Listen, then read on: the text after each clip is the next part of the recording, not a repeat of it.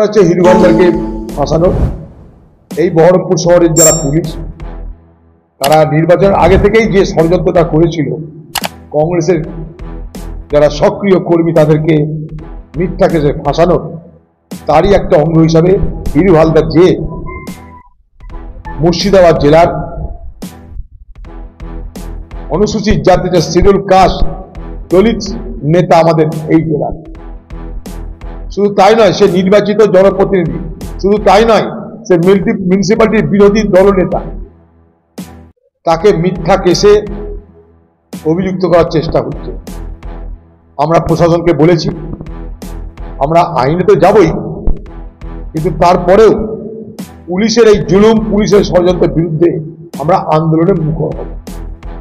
আন্দোলনে আমরা মুখর হব এবং সেই আন্দোলন সারা মুর্শিদাবাদ জেলা জুড়ে করব। সেই আন্দোলনে মুর্শিদাবাদের পুলিশকে, কংগ্রেসের বা বিরোধীদেরকে অভিযুক্ত করবার এই যে পুরানো যে চক্রান্ত, সেই চক্রান্তকে আমরা নস্যাৎ করবার লড়াই করব। আমাদেরকে ভীত করা যাবে না, আমাদেরকে ভয় পাওয়ানো যাবে না।